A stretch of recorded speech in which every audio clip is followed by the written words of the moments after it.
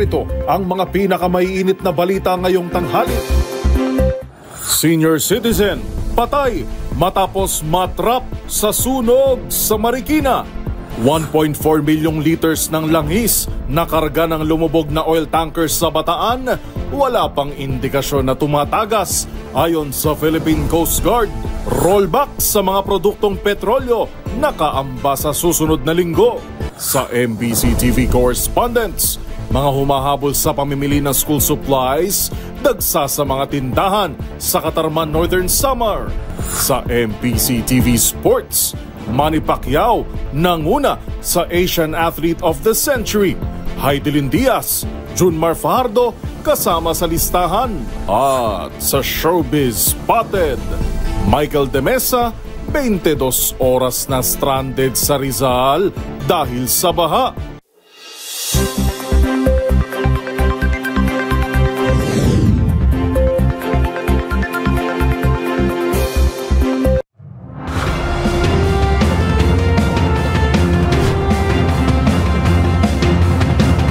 Bawat balita, makabuluhan. Bawat kwento, makapangyarihan. Boses ng Pilipino para sa Pilipino. Live mula sa MBC TV Studio. MBC TV Network News.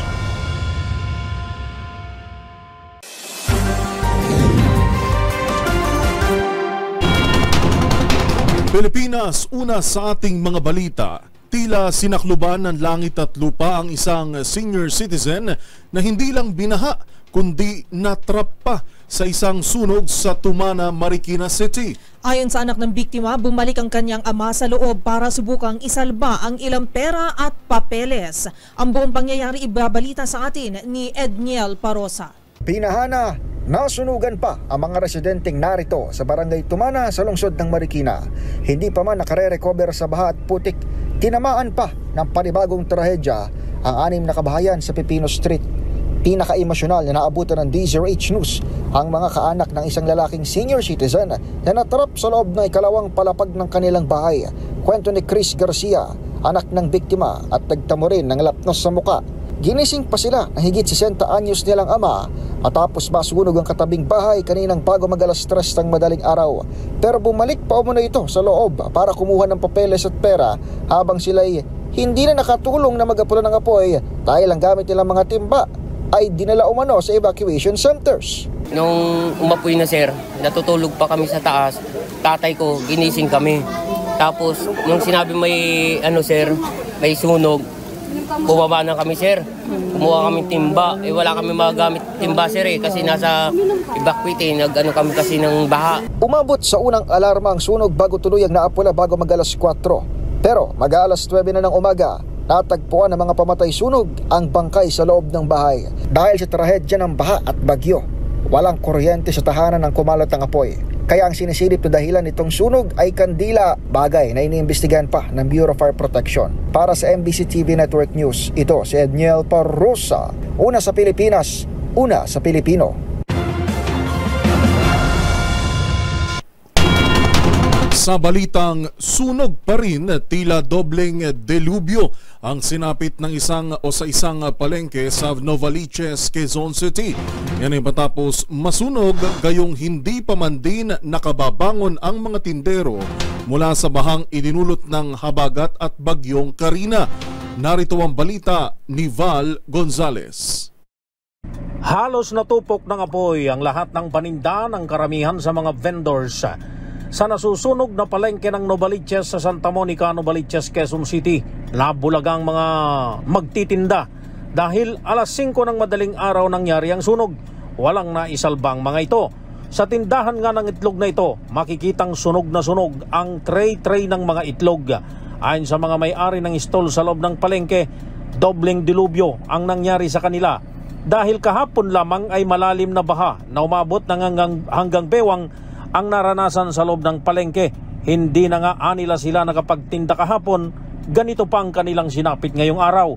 Sa initial na report ng Bureau of Fire Protection, mabilis na kumalat ang apoy dahil yari sa light materials ang pinagmulan ng sunog, partikular na sa tindahan ng mga laruan. Hanggang sa ngayon ay hindi pa naapula ang sunog na naitala sa under control status dakong alas 6:30 ng umaga kanina. Inaalam pa ngayon ang pinagmulan ng sunog na umabot sa ikatlong alarma. Para sa MBC TV Network News, ako naman Val Gonzales, una sa Pilipinas, una sa Pilipino.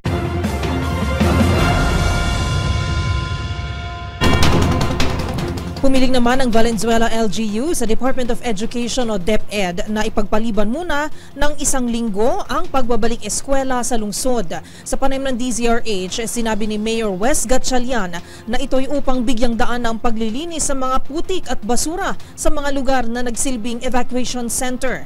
Anya, halos 50% sa mga ginamit na evacuation center ay mga eskwelahan, kaya't ipasusuri muna ang mga gusali sa kanilang engineering department.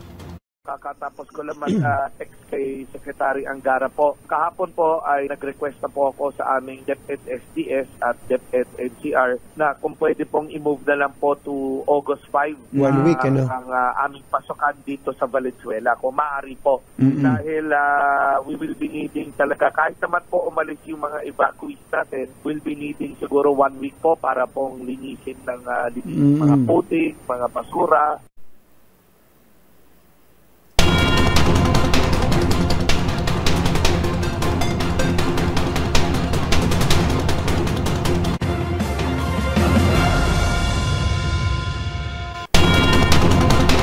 Samantala, sa iba pang mga balita, kinumpirma naman ng Philippine Coast Guard na hindi pa tumatagas ang nasa 1.4 na milyong litro ng langis o industrial oil na karga ng lumubog na oil tanker sa Bataan. Ayon kay Philippine Coast Guard spokesperson Rear Admiral Armand Balilo, posibleng galing lamang sa working fuel ang namataan sa paligid ng naturang tanker. Tutukan natin ang balita ni Kyle Bulias. Nananatili pa ring intact ang higit 1 milyong litro ng industrial fuel na karga ng lumubog na fuel tanker na MT Terra Nova sa karagatang sakop ng Limay, Bataan kahapon. Sa paliwanag sa DZRH ni Philippine Coast Guard spokesperson Rear Admiral Armand Balilo, ang oil spill na namomonitor sa paligid ng barko ay posibleng galing sa working fuel nito. Kaugnay nito, pinangangambahang umabot sa Navotas, Pampanga at maging sa Maynila ang oil spill sakaling tumagas ang aabot sa 1.4 million liters na industrial fuel dahil sa malakas na alon. Ngayon ang trajectory ng hangin tsaka ng current. Papunta ito ng Navotas tsaka ng at Pampanga. Maaring abutin din yung Manila, Manila Bay. Yun yung tinitingnan natin. Kaya naman nagpapunta na tayo ng mga tao, nagpaposte na tayo ng Marine Environmental Protection personnel doon sa mga nasabing areas.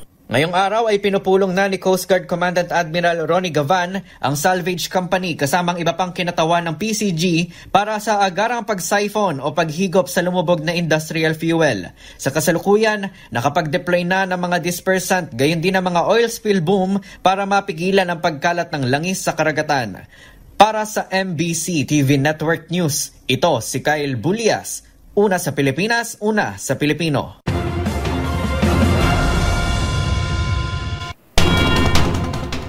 Good news naman para sa mga motorista. Nakaamba naman ang bawas presyo sa mga produktong petrolyo sa susunod na linggo. Ayon kay Romero, 70 centavos hanggang 95 centavos ang posibleng rollback sa kada litro ng gasolina at diesel. Habang maaari namang maglaro sa 80 centavos hanggang 90 centavos ang tapyas presyo sa kerosene. Batay ito sa 4 na araw na trading, pero depende pa sa huling araw ng kalakalan ang magiging oil price adjustment. Sabi ni Romero, resulta ang namumurong rollback ng market expectations sa matatag na supply ng langis at mahinang demand, gayon din ng Gaza ceasefire negotiation.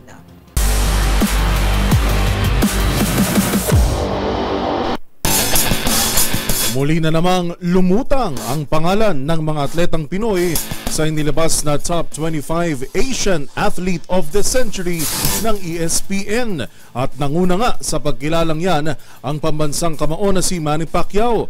Ang iba pang pangalang nakapasok sa listahan, tutukan sa report ni Matchpoint Millie Borja.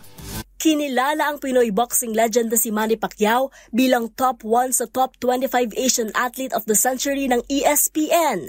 Kasama rin ito sa mga nanguna ang former NBA star na si Yao Ming mula China, LA Dodgers prize pitcher na si Shohei Ohtani ng bansang Japan, at South Korean golfer na si Indy Park. Kinilala ng ESPN si Pacquiao bilang isa sa mga greatest boxers of all time. Binigyang pansin din ito ang tagumpay ni Pacman bilang kaisa-isang 8th Division champion sa buong mundo.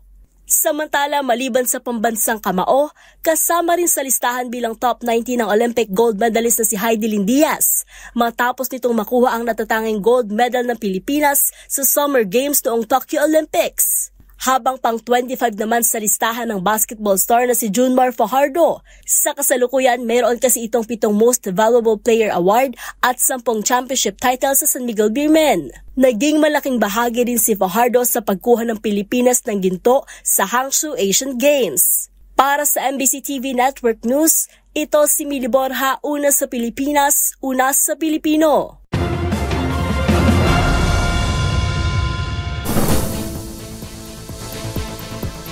Narito ang mga balitang dapat ninyong abangan. 2025 budget ng DPWH pinabubusising maigi dahil sa naranasang pagbaha sa Metro Manila. Imbestigasyon sa flood control projects ng pamahalaan, suportado sa Senado. Para sa MBC TV Sports, Paris Olympics magsisimula na bukas. Schedules ng Pinoy athletes, alamin. At sa Showbiz Spotted, Michael De Mesa, 22 oras na stranded sa Rizal dahil sa baha. Lahat ng yan sa pagbabalik ng MBC TV Network News.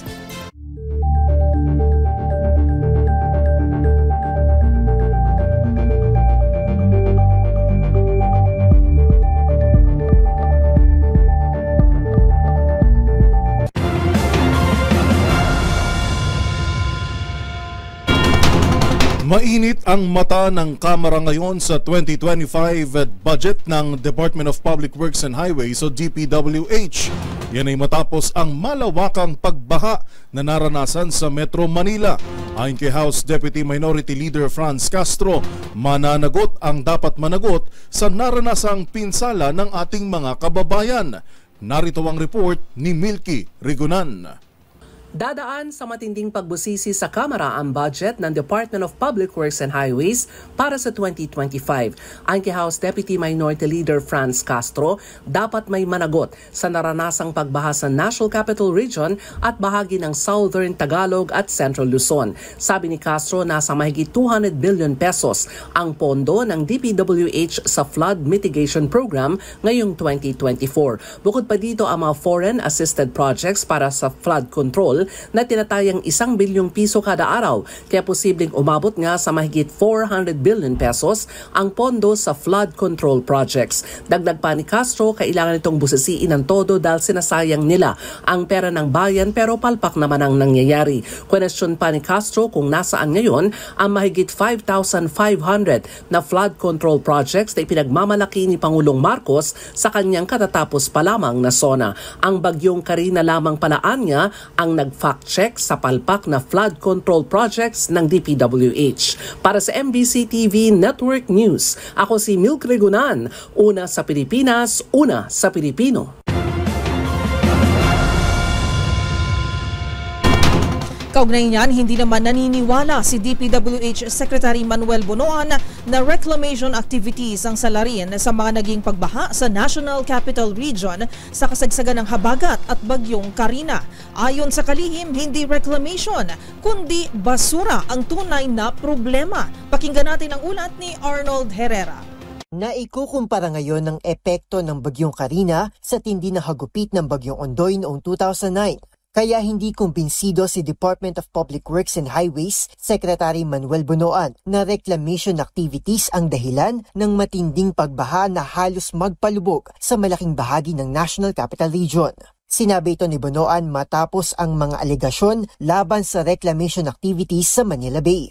Ayon sa kalihim, pumasa sa pagsusuri ng Department of Environment and Natural Resources ang mga reclamation project. Tingin po lang, I think namang hindi man nasasarahan yung mga pagdaloy ng tubig. Hindi naman nasasarahan yung Pasig River, hindi naman nasasarahan yung Tulyahan River, hindi naman nasasarahan yung mga waterways going to Manila Bay. And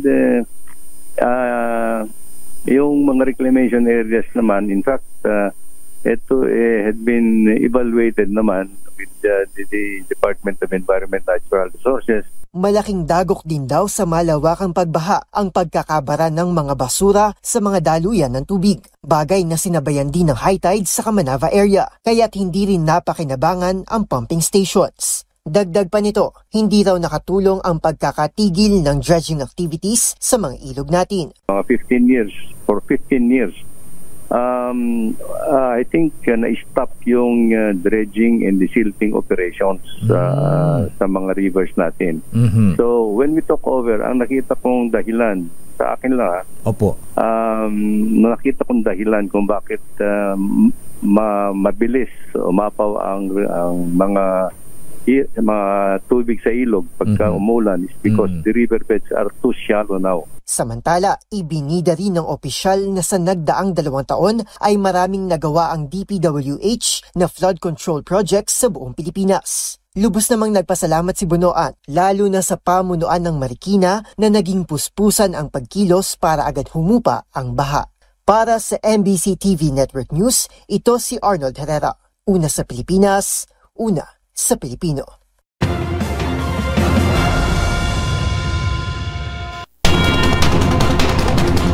Sa kaugnay pa ring balita, umani naman ng suporta sa Senado ang investigasyon sa flood control projects ng pamahalaan. Tanong ng mga senador, saan nga ba talaga napunta ang pondo para sa flood control program? Magbabalita si Raymond Dadpaas. Suportado ng mga senador ang ikakasang investigasyon ng Senado hinggil sa mga flood control projects ng pamahalaan. Ito ay sa pangunguna ni Senate President Francis Chis Escudero na nagsabing mahalagang matanong ang mga kinaukulang ahensya dahil daang bilyones ang inilalaan taon-taon para sa flood control program. Sa DPWH pa lang ay 255 billion pesos nang nakalaan dito, hindi pa kasamang iba pang ahensya sa pamahalaan. Sabi ni Escudero, di hamak na mas malaki ito kaysa sa kabuang budget ng ahensya ng gobyerno. Suportado din ni Senador Joel Villanueva at Senador Risa Hontiveros ang isasagawang investigasyon. Hinahanap ni Villanueva kung saan napunta ang mahigit sa 1 bilyong pisong pondo kada araw para sa flood control. Din naman ni Hontiveros, dekada nang naglalaan ng bilyones na pondo ang pamahalaan para sa programa. Ngunit lalong tumitindi ang baha lalo na nagkaroon ng malawakang reclamation project sa Manila Bay. Sa pagsuma ni Senador Amy Marcos, aabot sa 455 billion pesos ang nakalaan sa flood control program. Pinakamalaki ay nasa DPWH habang ang ibang pondo ay nasa ibang ahensya gaya ng DNR, DA, DILG, DSUD at MMDA. Giit ni Marcos, hindi nagpabayang Senado at Kamara de Representante sa paglala ng pondo, ngunit ang tanong ay kung saan dinala ang pera. Paniwala naman ni Senador J.B. Ejercito, pagsasayang lang ng pondo kung ang mga ginagawang flood control project ay patsi-patsi lamang. Para kay Ejercito, dapat ay big ticket flood control project ang gawin at lahat ay obligadong sumunod sa master plan. Hindi gaya ngayon na hinati-hati ang mga proyekto para lang masabi na meron silang ginawa. Una nito binanggit ni Senador Ramon Bong Revilla Jr. bilang chairman ng Senate Committee on Public Works na siya magpapatawag ng pagdinig kasunod ang naranasang matinding pagbaha noong isang araw.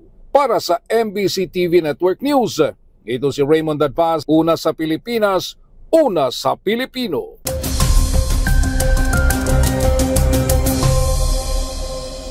Pilipinas, nagpapatuloy ang maulap na panahon na may kalat-kalat na pag-ulan sa western at central sections ng Luzon at Visayas dahil sa bugso ng hanging habagat. Kabilang dito ang Ilocos Region, Batanes, Babuyan Islands, Bataan, Zambales, Pampanga, Benguet at Metro Manila. Batay sa pinakahuling pagtaya ng Pag-asa, bagamat wala ng direktang epekto sa ating bansa, bunsod pa rin ito ng Severe Tropical Storm Gaimi o dating Bagyong Karina na huling namataan kaninang umaga sa layong 615 kilometers north-northwest ng Itbayat, Batanes. Samantala, may binabantayan ding low pressure area ang Weather Bureau sa loob ng ating Philippine Area of Responsibility na naitala sa layong 1,035 kilometers east of southeastern Mindanao. Maliit pa rin ang tsansa nito na maging bagyo for the next 24 to 48 hours. Pero inaasahang magdudulot ito ng mga kaulapan starting Sunday sa Bicol Region, Eastern Visayas at Mindanao. Habang localized thunderstorms naman ang mararanasan sa nalalabing bahagi ng ating kapuluan. At yan ang latest sa lagay na ating panahon ngayong Biyernes. Para sa MBC TV Network News, ito si Arnold Herrera. Una sa Pilipinas, una sa Pilipino.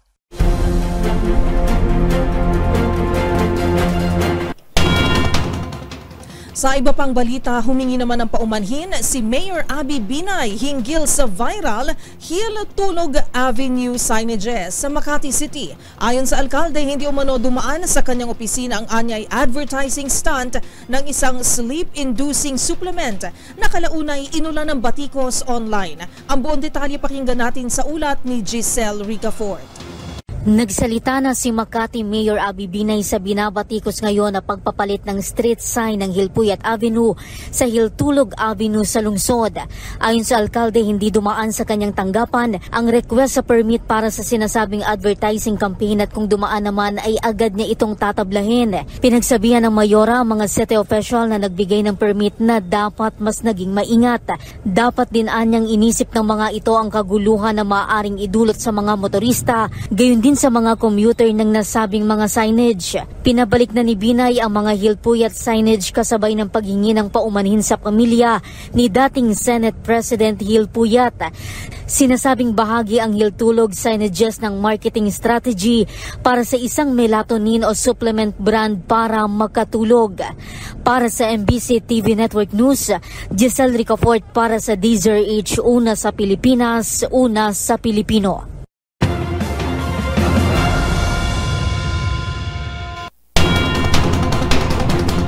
Matapos naman ang pagbaha, sinimulan na rin ang paglilinis sa mga basurang napadpad sa Dolomite Beach sa Maynila, na ayon sa Metropolitan Development Authority o MMDA ay umabot sa 10 sako at trash bag ang nahakot.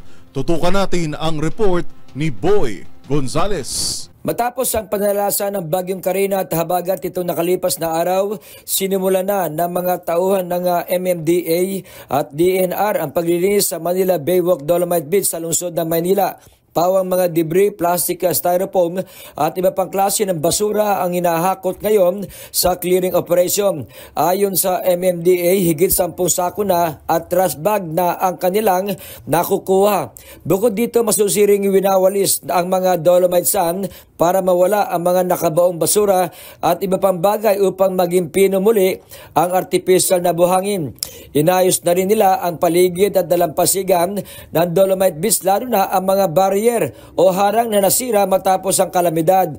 Bubuksan muli sa publiko ang Manila Baywalk Dolomite Beach sa darating na Lunes, July 29, 2024, alas 6 ng umaga hanggang alas 6 ng gabi. Para sa MBC TV Network News, ito si Boy Gonzales, una sa Pilipinas, una sa Pilipino.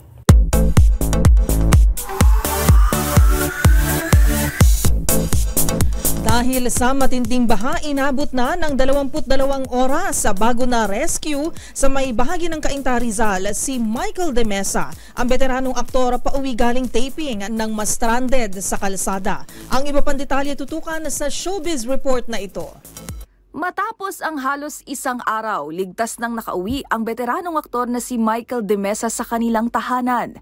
Inabot kasi ng mahigit 22 oras bago na to ang kanyang sasakyan na nagmalfunction na matapos ang ilang oras mula nang Mas Stranded sa may Cainta Rizal habang pauwi ito galing sa taping. Ang tow truck natagalan din anya dahil sa matinding baha dulot ng Bagyong Karina. Labis naman ang pasalamat ng aktor sa lahat ng mga nag-reach out at tumulong sa kanya. Nagpaabot din ito ng panalangin sa lahat ng mga nasa mas malubhang sitwasyon. Agad ding napawi ang pangamba ng mga kasamahan nito sa industriya nang malamang may dumating ng tulong para kay De Mesa.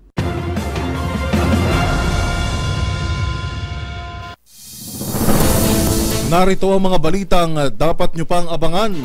Pangulong Bongbong Marcos umapela sa publiko sa tamang pagtatapon ng basura. Sa MBC TV correspondents, mga humahabol sa pamimili ng school supplies, dagsa sa mga tindahan sa Northern Samar. Sa TNVS, literal na standing reservation ng babae sa isang parking space nakuhanan ng dashcam binatikos. Sa MBC TV Sports Paris Olympics, magsisimula na bukas. Schedules ng Pinoy athletes alamin. At sa Showbiz Spotted, Ronnie Liang nakiisa sa rescue operations ng Philippine Army sa Quezon City. David Chua namahagi naman ng relief pack sa Tondo. Lahat ng yan sa pagbabalik ng MBC TV Network News.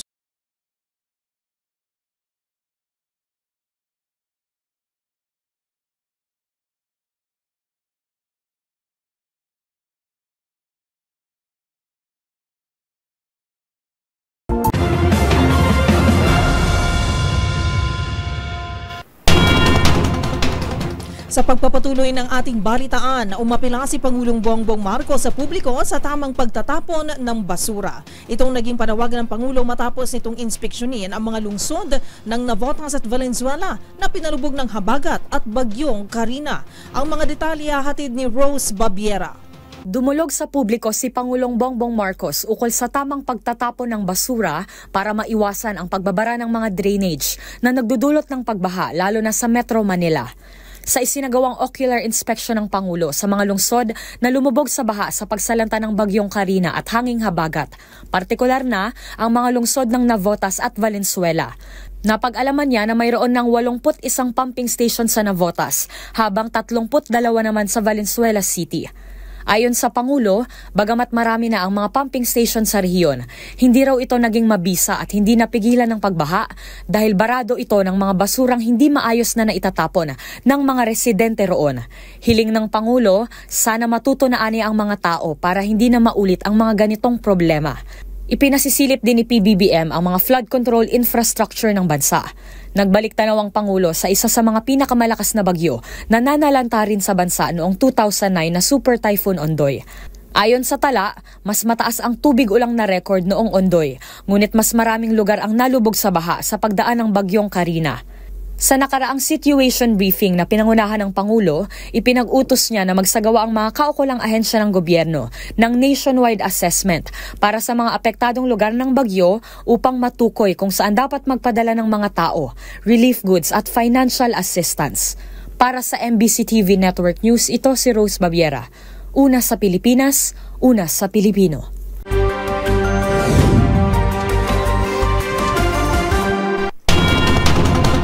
Ilang araw naman bago ang balik eskwela, dagsa na ang mga humahabol sa pamimili ng school supplies sa mga tindahan dyan po sa Katarman, Northern Samar. Yan at ang iba pang mga rumarapidong balita mula sa probinsya, hatid ng iba't ibang istasyon sa ilalim ng MBC Media Group. Patuloy na dinudumog ang mga tindahan sa Katarman ng mga mamimili na gusto pang humabol sa pagbili ng mga school supplies. Una lang sinabi ng DTI Katarman na may SRP na inilabas para sa mga school supplies sa kailangan ipatupad ng mga tindahan na magiging abot kayang bilhin ng mga magulang. Nagpatupad naman ang diskwento caravan ang nasabing opisina. Una nang sinabi ng opisina na nasa 10 hanggang 20% ang diskwento sa lahat ng mga gamit. Inaasahan naman na maging sa pagsisimula ng klase ay marami pa rin ang habol sa pagbili ng nasabing mga school supplies. Nagpatupad rin ng discount ang ilang mga tindahan sa presyo naman ng mga school bags at school shoes. Para sa MBC TV Network News, ito si Jane Galit Bantayan, RH34, una sa Pilipinas, una sa Pilipino. Kulungan ang binagsakan ng isang 24 anyos na si alias Rolando matapos niyang saksakin ang kanyang tiyuhin pasado 1:30 ng madaling araw sa Paradise, Barangay Kapatagan, Digo City, Davao del Sur. Kinilala ang biktima na si Yuki, 38 anyos at nakatira sa Sandawa, Bacuco, Barangay Kapatagan, Digo City, Davao del Sur. Ayon sa report, habang nag-inuman ang dalawa hanggang sa bigla lang silang nagtalo at walang pag-alilangan na sinaksak ng suspect ang biktima sa dibdib. Mabilis na dinala ang biktima sa Davao del Sur Provincial Hospital at under observation ng biktima. Samantala, inaayos na ang pagsasampa ng kaso laban sa suspect. Para sa MBC TV Network News, ito si June Suter. Una sa Pilipinas, una sa Pilipino. Nasawi ang isang 71 taong gulang na lolo matapos nagtangkang tumawid sa Chico River sa Barangay Suyang, Tabuk City, Kalinga nakilalang biktima na si Palang daw Pidong. Ang biktima at kasama nito ay nagtungo sa Chico River para mamingwit ng isda noong Miyerkules ng umaga. Batay sa salaysay ng kasama ng biktima, sinabi umano ng huli na tatawid siya sa ilog. Subalit sa kasawiang palad ay tinangay siya nang rumaragas ang agos ng Chico River nang abot 100 metro ang layo. Mabilis naman itong nasagip ng kanyang kasama at isa pang individual. Sinubukan pa siyang buhayin bago isugod sa Kalinga Provincial Hospital, subalit idineklara itong dead on arrival na attending physician. Nangyaring insidente habang kasagsagan na malakas nagbuhos ng ulan na dala ng bagyong Karina. Para sa MBC TV Network News, ito si RH41 Romy Gonzales, una sa Pilipinas, una sa Pilipino. Matagumpay na nasa kote ng Zambales Police ang isang top 5 most wanted person na may 5 mga kasong kinakaharap na pang-aabuso sa mga kababaihan sa Zambales. Na-aresto ito sa puspos sa pagtugis ng pinagsanib pwersa ng mga otoridad ng Zambales PNP. Nasa kote ito matapos makakuha ng eksaktong location ng pinagtataguan ng sospek sa lugar. Ang sospek ay nadakip sa Barangay Bangal Dinalupian, Bataan na may kasong 5 ulit na pang-aabuso. Ang pag-aresto sa akusado ay sa bisa ito ng 5 warrant of arrest na ng Branch 73 RTC Olongapo City sa mga kasong acts of lasciviousness at acts of child abuse RA 7610 na naganap ito sa iba't ibang petsa at pagkakataon. Ang suspect ay nakakulong na ngayon sa Zambales PNP Detention Facility at makakalaya lamang ito pansamantala kapag nakapaglagak ito ng halaga na inihaing piyansa ng korte na 200,000 piso sa isang kaso at 80,000 piso para naman sa 4 na kaso bawat isa. Para sa MBC TV Network News, ito si RH37 Danny Kumilang. Una sa Pilipinas, una sa Pilipino.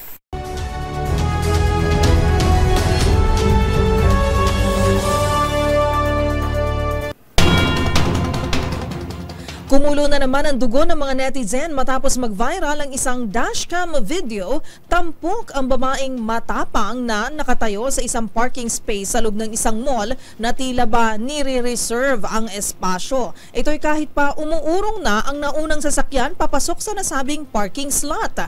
Ang buong kwento alamin sa trending report ni Arnold Herrera.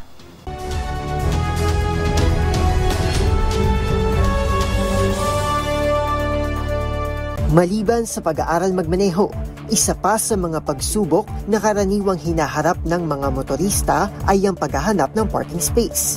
Tulad na lang ng isang viral dashcam footage kuha noong July 14 kung saan makikita ang isang babae na nakatayo at hinaharangan ang sasakyan ng may-ari ng video. Dahil umano, ni-reserve nito ang public parking space sa isang mall sa Makati.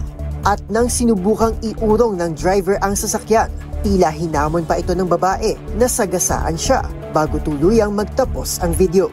Ang 10 segundong trending video ay ini-upload ng Parkeserye, isang online community kung saan pwedeng maglabas ng hinaing ang mga motorista sa kawalan ng disiplina ng kapwa nila motorista sa pagmamaneho at pagpaparada. Agad namang umani ng samot-saring reaksyon mula sa mga netizen ang babae sa parking slot. Sabi ng isa, mali ang babae sa video dahil bawal ang pagpapareserve ng parking. Payo naman ng isa, hindi dapat dinadaan sa social media ang problema at sa halip ay sampahan na lang daw ito ng kaso. Dagdag pa ng isang netizen, hindi naman daw sa may kinakampihan siya pero sana naman daw ay tinakpan ang mukha ng babae lalo't nagresulta lamang ito sa pambubuli. Pero para naman sa netizen na ito, mas mabuting umalis na lang daw ang may-ari ng sasakyan dahil gulo lang ang sasapitin nila kapag pinatulan pa nito ang babae. Kaugnay niyan, ilan na sa mga malalaking shopping mall sa Pilipinas ang may mga nakakalat ng karatula na nagpapaalala na bawal ang reserve parking. Una rito, nagpaalala na rin ang dating EDSA Traffic Chief ng Metropolitan Manila Development Authority o MMDA na si Bong Nebriha noong 2019 na ito'y ipinagbabawal. Ang viral dashcam footage ay umani na ng higit 5 milyong views sa Facebook. Para sa MBC TV Network News, ito si Arnold Herrera. Una sa Pilipinas, una sa Pilipino.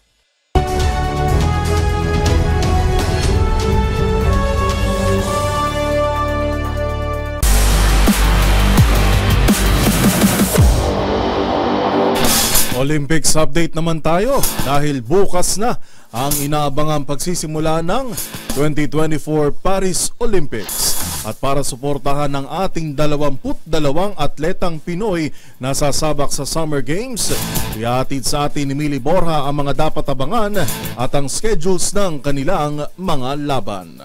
Magmamarka ngayong 2024 Paris Olympics ang ika-100 taong partisipasyon ng Pilipinas sa Olympics. Bukas, July 27, magsisimula na ang pinakainaabangang multi-sports event kung saan 22 atleta ang magdadala ng bandera ng bansa para makuha ang inaasam na medalya sa iba't ibang sports gaya ng boxing, weightlifting, athletics, fencing, rowing, gymnastics, judo, golf at swimming. Ang opening ceremony ng Paris Olympics ay gaganapin ng 1:30 ng madaling araw Philippine time. At sa unang araw pa lang, ilang atleta na agad ang sasabak. Narito ang buong schedule para sa boxing team ng Pilipinas. At bukas, sasabak ng boksingerong si Remy Marshall para sa men's 80 kg round of 32. Bukas din nakaschedule ang unang laban ni Carlos Yulo sa gymnastics sa men's qualification subdivision 2.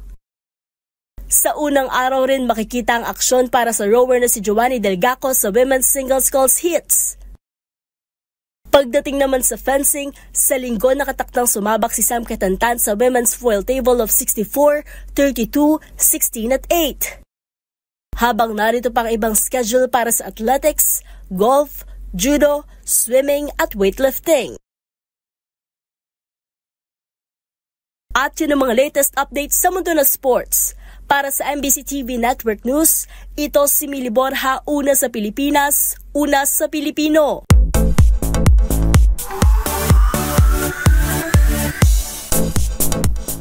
Ika nga nila, not all heroes wear capes. Sa kasagsagan kasi ng pananalasa ng bagyong Karina sa bansa, ilang aktor ang nakiisa para matulungan ng ilan sa ating mga kababayan na biktima ng kalamidad.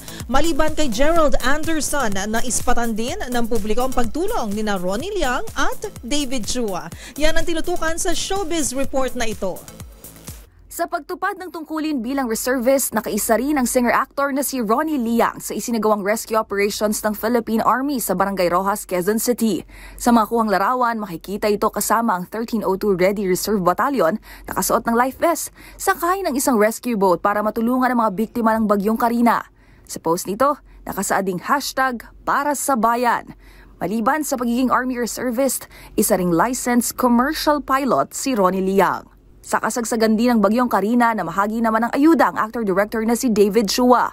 Bilang founder ng Damayan sa Distrito 2 sa Tondo, personal itong namigay ng relief packs na may lamang bigas at dilata. Laking pasalamat din itong bumaba ng level ng tubig matapos anyang 2 araw na hanggang bewang nabahasa ng banggit na lugar. Bukod kina Ronnie at David, kabilang din ang aktor na si Gerald Anderson sa mga naispatan ng publiko na tumulong sa mga biktima ng kalamidad. Para sa MBC TV Network News, ito pang yung Showbiz Angel Angelica Cosme, una sa Pilipinas, una sa Pilipino.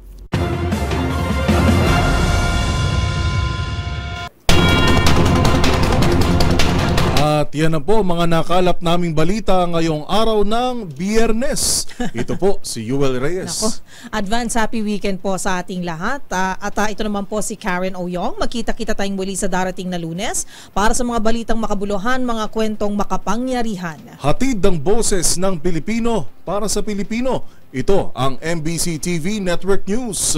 Una sa Pilipinas, una sa Pilipino.